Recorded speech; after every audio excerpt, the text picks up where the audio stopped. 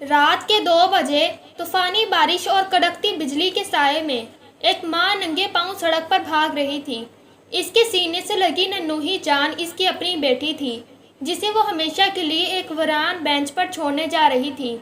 ایسا کون سا ہولناک دھوکہ تھا جس نے ایک ماں کو اپنی ہی لختے جگر کے لیے سنگ دل اور شفاق بنا دیا؟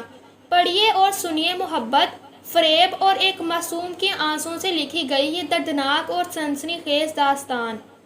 رات کے 2 بجے کا وقت تھا۔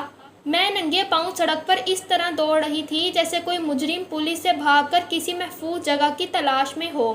آسمان پر گہرے سیاہ بادل چھائے ہوئے تھے اور آندھی اپنے پورے زوروں پر تھی۔ ہر چیز پر گہری تاریکی چھائی ہوئی تھی۔ صرف سڑک پر آتی جاتی کسی گاڑی کی روشنی ادھر ادھر دیوار سے ٹکراتی یا اچانک بجلی کی کڑک چمک پیدا کرتی تو میرے دل میں خوف کی ایک شدید لہر دوڑ جاتی۔ کبھی پاس سے کسی کی آہٹ محسوس ہوتی تو میں ڈری سہمی اپنے قدم روک لیتی۔ اس وقت میں سڑک کے کنارے ایسے چل رہی تھی جیسے کوئی مجرم پولیس سے چھپتا پھر رہا ہو۔ میرا ہر قدم بوجھل محسوس ہو رہا تھا۔ تھوڑی دور چل کر مجھے اپنی منزل نزدیک آتی محسوس ہوئی، لیکن میں خوش پھر بھی نہیں تھی۔ لوگ منزل پر پہنچتے ہیں تو سب کچھ پا لیتے ہیں، لیکن میری منزل پر میرا بہت بڑا خسارہ تھا۔ مجھے سب کچھ کھو دینا تھا، میری جان، میری لختے جگر، میری اپنی بیٹی جسے میں نے 9 مہینے اپنے پیٹ میں پالا تھا۔ مجھے اب منزل پر اسے خود سے جدا کر دینا تھا، اسے ہمیشہ ہمیشہ کے لیے کھو دینا تھا۔ جیسے جیسے میں آگے بڑھ رہی تھی میرے دل میں غم کی کیفیت زور پکڑ رہی تھی۔ اب سامنے کچرے کا ایک ڈھیر تھا جہاں بارش کے پانی کی وجہ سے کافی دلدل بنی ہوئی تھی، اور اس سے تھوڑی دور دائیں طرف مسافروں کی آرام گاہ بنی ہوئی تھی جہاں رات کی اس پہر کسی آدمی کا نام و نشان نہیں تھا۔ میں نے اپنی لختے جگر کو گود سے الگ کیا اور اسے وہاں پڑے ایک بینچ پر لٹا دیا۔ ایک چھوٹا سا کمبل اس کے جسم کے گرد لپیٹا اور سر پر ایک موٹی اون کی ٹوپی پہنائی تھی۔ اس کی چھوٹی چھوٹی آنکھیں مسلسل مجھے دیکھ رہی تھیں، جیسے اسے معلوم ہو کہ اس کے ساتھ کیا ہونے جا رہا ہے۔ لیکن وہ ننھی جان کسی نازک کلی کی طرح مسکرا رہی تھی اور میری آنکھیں غم کے مارے نم ہو چکی تھیں۔ اچانک دور سے آتی گاڑی کی لائٹس میری آنکھوں میں پڑی تو مجھے ایسے لگا جیسے وہ گاڑی میری طرف آ رہی ہے۔ میں نے بچی کو ایک نظر دیکھا اور جلدی سے پاس کھڑے ایک ٹرک کے پیچھے بھاگ گئی۔ میں چھپ کر دیکھنے لگی۔ وہ گاڑی سیدھی بینچ کے پاس آ کر رکی جہاں ابھی کچھ دیر پہلے میں اپنی معصوم بچی کو رک کر دیکھ رہی تھی۔ بچی کے رونے کی آواز مجھے یہاں تک آ رہی تھی۔ پھر اچانک اس گاڑی میں سے ایک آدمی نکلا جس کے ساتھ ایک 20-22 سال کی لڑکی تھی۔ لڑکی نے جلدی سے آگے بڑھ کر روتی ہوئی بچی کو اٹھا لیا اور اسے اپنے سینے سے لگا لیا جیسے وہ اسے چپ کروانے کی کوشش کر رہی ہو۔ وہ دونوں آپس میں کچھ بات کر رہے تھے۔ دور ہونے کی وجہ سے ان کی باتیں مجھے ٹھیک سے سنائی نہیں دے رہی تھیں۔ کافی دیر ادھر ادھر دیکھنے کے بعد جب انہیں کوئی نظر نہ آیا تو وہ بچی کو اٹھا کر اپنے ساتھ لے جانے لگے۔ ایک طرف تو میں تڑپ اٹھی، میرا دل چاہ رہا تھا کہ میں بھاگ کر جاؤں اور اپنی بچی کو کھینچ کر اپنے سینے سے لگا لوں، لیکن آج مجھے ایک سنگ دل ماں کا کردار ادا کرنا تھا، کیونکہ مظلوم ہونے کے ساتھ ساتھ عورت کو بے رحم اور شفاق کا لقب بھی دیا جاتا ہے۔ یہ ایسی عورتوں کو کہا جاتا ہے جو اپنی خوشی کے لیے اپنی اولاد کا گلا اپنے ہاتھوں سے گھونٹ سکتی ہیں۔ میں بھی ایک ایسی عورت بننے جا رہی تھی جسے حالات نے بے رحم اور شفاق بنا دیا تھا۔ میں بھی اس لمحے خود غرض ہو گئی تھی، لیکن مجھے خود غرضی کس نے سکھائی تھی؟ ہاں، اسی معاشرے نے، جہاں کسی بھی عورت کی بے بسی کو مفاد پرستی سے منسوب کیا جاتا ہے۔ یہ سب مجھے اسی معاشرے نے سکھایا تھا جہاں عورت پر ذلت کا کچرا اچھالنا بہت آسان ہوتا ہے، جہاں عورت کے کسی بھی گناہ کو راز رکھنے کے بجائے سر عام اچھالا جاتا ہے۔ ایک غلطی، ایک گناہ مجھ سے بھی ہوا تھا۔ مجھے یاد ہے وہ دن جب میں اپنے کالج سے نکلی تھی اور بس اڈے پر ہماری بس پہلے ہی جا چکی تھی۔ بس کے جانے کے بعد پہلی بار مجھے بہت ڈر محسوس ہوا تھا۔ اس وقت میرے ساتھ میری سہیلی بھی تھی، لیکن اس کے گھر سے اسے کوئی لینے آ چکا تھا اور وہ ان کے ساتھ جا چکی تھی۔ میں وہاں اکیلی رہ گئی تھی۔ تھوڑی دیر کے بعد ایک کار میرے قریب آ کر رکی۔ کسی نے مجھے اگلے دروازے سے پکارا تھا۔ کہاں جانا ہے آپ نے؟ چلیے میں آپ کو ڈراپ کر دیتا ہوں، یہاں اس وقت گاڑی ملنا بہت مشکل ہے۔ میں نے اس کی بات کا کوئی جواب نہ دیا۔ تھوڑی دیر کے بعد اس نے مجھے پھر سے پکارا، چلو بیٹھ جاؤ ورنہ مجھے دیر ہو رہی ہے۔ پھر اس کے کہنے پر میں چپ چاپ پیچھے والی سیٹ پر بیٹھ گئی۔ وہ گاڑی چلا رہا تھا لیکن اس کی نظریں مختلف زاویوں سے گھوم کر میرے جسم سے ٹکرا رہی تھیں۔ मुझे दहशत महसूस हो रही थी, इसलिए मैंने अपना दुपट्टा गले से निकालकर सर पर ओढ़ लिया। इसने पीछे मुड़कर देखा और मुझसे पूछने लगा, तुम्हारा नाम क्या है? मैंने कहा, मेरा नाम अदीबा है। वो कहने लगा, तुम इतनी डरी हुई क्यों लग रही हो? मैं तुम्हें खा नहीं जाऊंगा। इसकी बात सुनकर मैंने इसे कहा, मैं डरी हुई नहीं हूँ, बस मुझे ज़रा शर्म महसूस हो रही है। दरअसल मैं पहली बार किसी अजनबी के साथ सफ़र कर रही हूँ, इसलिए मुझे अजीब सी घबराहट हो रही है। वो कहने लगा, कोई बात नहीं। फिर वो मुझे अपना नाम बताने लगा। कहने लगा, मैं हुज़ैफ़ा हूँ, मैं भी वहीं रहता हूँ जहाँ आप रहती हैं। मैंने कहा, फिर कभी मैंने आपको वहाँ देखा नहीं। वो मेरी बात सुनकर हंस पड़ा और कहने लगा, अरे इतना बड़ा शहर है, आप मुझे कैसे देख सकती थी? वैसे भी मैं यहाँ एक हफ्ता पहले आया हूँ। मेरे वालिद का बिजनेस था, इन्होंने मुझे बुला लिया कि आकर बिजनेस संभाल लो। वो बहुत खुशगवार अंदाज में बात कर रहा था। कहने लगा, खैर तुम बताओ क्या पढ़ती हो? मैंने बताया कि मैं मेडिकल की स्टूडेंट हूँ और मुझे डॉक्टर बनना है। वो गाड़ी चला रहा था लेकिन इसका ध्यान बातों में था। मैंने कहा, आप मुझे यहाँ उतार दे, मैं यहाँ से पैदल चली जाऊँगी। वो कहने लगा, ठीक है, लेकिन एहतियात के साथ जाइएगा। मैंने इसका शुक्रिया अदा किया कि इसने मुश्किल वक्त में मेरी मदद की और मैं अपने घर की तरफ चल पड़ी। आज मैं बहुत तेज़ी से घर पहुंची थी, लेकिन मुझे वक्त का एहसास बिल्कुल नहीं हुआ था। हुज़ैफ़ा मुझे बहुत अच्छा लगा था। इसके लंबे बाल जो तरतीब से पीछे की तरफ जमे हुए थे, दरमियाना कद और सफ़ेद रंगत, वो देखने में बहुत खूबसूरत लगता था। दूसरे दिन जब मैं कॉलेज के लिए निकली तो मैं हुज़ैफ़ा के साथ ही कॉलेज तक गई, क्योंकि जब मैं घर से बाहर आई तो मेरी नज़रें इसे तलाश कर रही थीं। वो सड़क के किनारे अपनी कार से टेक लगाए खड़ा था और दाएं हाथ की उंगली में चाबी घुमा रहा था। मैंने हैरान होकर इससे पूछा, आप यहाँ कैसे आ गए? मेरी बात सुनकर वो कहने लगा, बस मुझे एक काम था, आओ मैं तुम्हें ड्रॉप कर दूँ। मैं खुशी के साथ इसके साथ वाली सीट पर बैठ चुकी थी। आज मैंने इसे ऊपर से नीचे तक गौर से देखा था। वो बहुत खूबसूरत लग रहा था और बातें तो वो कमाल की करता था। हंसा हंसा कर मेरा बुरा हाल कर देता था। अब ये मेरा रोज़ का मामूल बन चुका था। मैं रोज़ाना इसके साथ कॉलेज जाती और वापसी पर वो मुझे मेरे घर तक छोड़ देता। कभी कभार तो मैं इसके साथ सारा दिन घूमती रहती। वो मुझे शॉपिंग करवाता, किसी अच्छे होटल से मैं खाना खिलाता और छुट्टी के वक्त घर के पास छोड़ देता। मैं बहुत खुश थी। वक्त गुजरने के साथ साथ हमारी दोस्ती कम मोहब्बत में बदल गई, मुझे पता ही नहीं चला। वो जब भी मुझसे दूर होता तो मैं गमगीन हो जाती और अगर नाराज़गी जाहिर करता तो मैं रो देती और अगर प्यार भरी नज़रों से देखता तो मैं खुशी से फूले ना समाती। इस रोज़ शाम के वक्त मुझे इसकी कॉल आई। कहने लगा, तुम कहाँ हो और क्या कर रही हो? मैंने कहा, मैं घर पर हूँ और आपको याद कर रही हूँ। कहने लगा, अच्छा, तुम्हें मैं याद आ रहा हूँ? तो फिर तुम ऐसा करो कि मेरे पास आ जाओ, इधर मेरे फ्लैट में। मैंने तुम्हारे लिए ज़बरदस्त किस्म की कॉफ़ी तैयार की है और मैं इसीलिए तुम्हें कॉल कर रहा था। मुझे अजीब से महसूस हुआ, लेकिन मेरा दिल भी कर रहा था इससे मिलने को, इसलिए मैंने इससे कहा, अच्छा, इस वक्त मैं नहीं आ सकती क्योंकि मेरे वालिद घर पर मौजूद हैं। लेकिन अगले ही पल इसकी तरफ से एक बहाना सुनने को मिला। कहने लगा, तुम ऐसा करो, किसी सहेली के बहाने आ जाओ, मुझे भी तुम बहुत याद आ रही हो। मैंने कहा, अच्छा, मैं देखती हूँ, अगर मौका मिला तो मैं ज़रूर आऊँगी। फिर वो मुझे कहने लगा, अच्छा सुनो, वो ब्लैक कलर का सूट पहन कर आना, इसमें तुम बहुत खूबसूरत लगती हो। अभी मैं तुम्हारा इंतज़ार कर रहा हूँ। मैंने कहा, ठीक है, तुम इंतज़ार करो, मैं कोई बहाना बनाकर आती हूँ।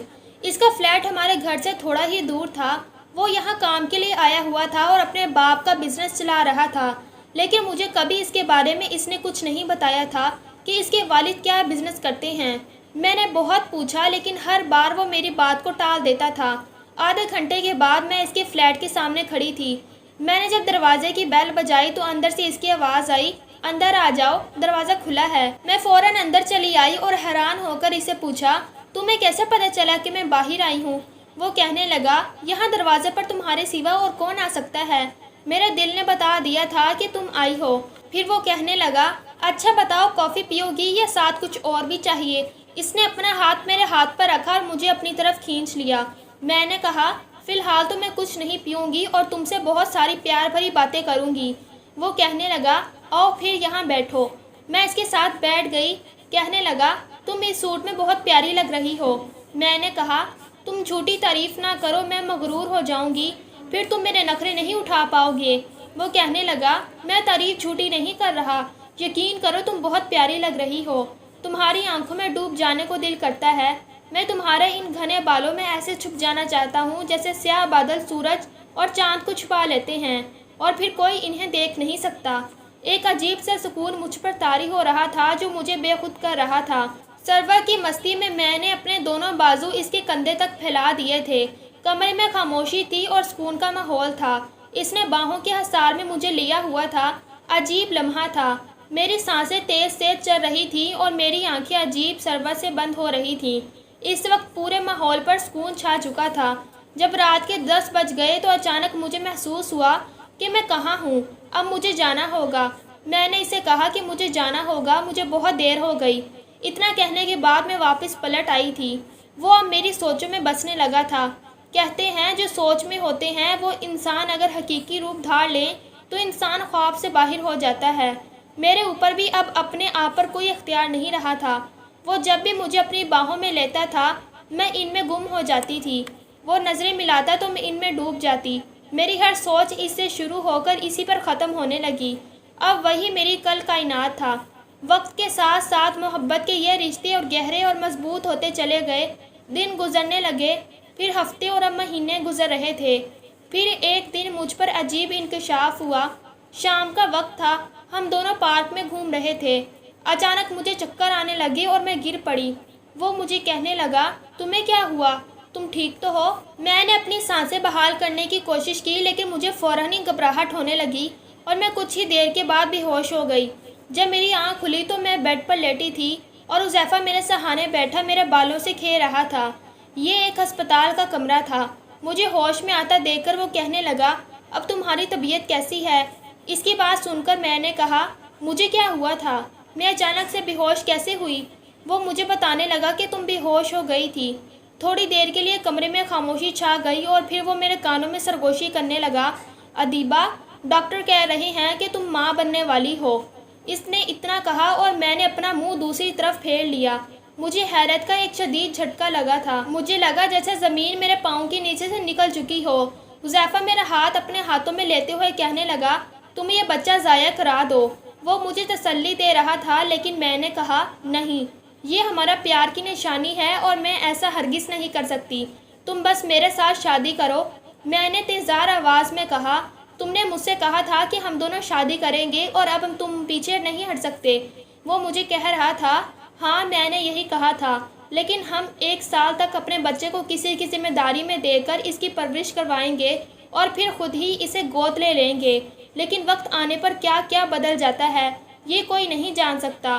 میری زندگی کا رخ ایک بار پھر بدل گیا۔ وہ دن میری زندگی کا سیاہ ترین دن تھا۔ میں حذیفہ کی محبت میں سب کچھ بھول چکی تھی، حتیٰ کہ ان ماں باپ کی عزت کا بھرم نہیں رکھا تھا جنہوں نے میری پرورش میں کوئی کسر نہیں چھوڑی تھی۔ میں وہ جنت فراموش کر کے حذیفہ کے پاس آ چکی تھی، یہ سوچے بغیر کہ میرے گھر چھوڑ جانے سے میرے ماں باپ پر کیا گزرے گی۔ میں نے حذیفہ کے کہنے پر اپنا گھر، اپنے والدین، اپنے بہن بھائی، سب کچھ چھوڑ کر ہمیشہ ہمیشہ کے لیے اس کے پاس آ گئی تھی۔ حذیفہ نے مجھے کہا تھا کہ اب ہم شادی کریں گے اور اپنی زندگی نئے سرے سے شروع کریں گے۔ اب میں حذیفہ کے ساتھ اس کے فلیٹ میں رہ رہی تھی۔ میں حذیفہ کو روزانہ کہتی کہ اب ہمیں نکاح کر لینا چاہیے، مگر وہ مجھے ہر بار یہی کہتا، میں نے قسم کھائی ہے جب تک میں اپنی ذاتی فیکٹری نہیں لگا لیتا تب تک میں نکاح نہیں کر سکتا، اور مجھے فیکٹری لگانے میں 8 ماہ کا عرصہ لگے گا۔ اور میں تھی کہ اتنا کچھ ہونے کے بعد بھی اس کی چالاکی کی سمجھ نہیں پائی، اس کی باتوں کو سچ سمجھ کر خوش ہوتی رہی۔ 8 ماہ کا عرصہ کیسے گزرا کچھ پتہ نہیں چلا۔ ایک دن اچانک میری طبیعت خراب ہوئی، شاید بچے کی ڈلیوری کا وقت آ چکا تھا۔ حذیفہ مجھے گاڑی میں بٹھا کر جلدی سے ہسپتال لے آیا، پھر ڈاکٹر مجھے آپریشن تھیٹر میں لے آئی۔ جب مجھے ہوش آیا تو میں ہسپتال کے کمرے میں پڑی ہوئی تھی، میرے بازو پر ڈرپ لگی تھی اور بائیں بازو پر میری لختے جگر لیٹی ہوئی تھی۔ میری پری جیسی بیٹی اپنی چھوٹی چھوٹی آنکھوں سے مجھے دیکھ رہی تھی۔ سامنے دروازے میں کھڑی 2 نرسیں مجھے اور بچی کو دیکھ کر مسکرا رہی تھیں۔ وہ کہنے لگیں، مبارک ہو بیٹی، بہت پیاری ہے۔ میں نے اپنی بیٹی کا ماتھا چومتے ہوئے انہیں شکریہ کہا۔ پھر حذیفہ میرے پاس آیا، اس نے مجھے بیٹے کی مبارکباد دی، کہنے لگا، آج اس ہفتے کا کام مکمل ہو گیا ہے۔ اللہ نے مجھے 2 خوشیاں دی ہیں، اور اب میں اپنے باپ کے پاس جا رہا ہوں انہیں راضی کرنے کے لیے تاکہ ہم نکاح کر سکیں۔ عصر کا وقت ہو رہا تھا، میں انتظار کرنے لگی اور پھر یہ انتظار بڑھتا چلا گیا۔ ایک رات گزر گئی، پھر 2 دن اور پھر 10 دن گزر گئے، لیکن وہ نہیں آیا۔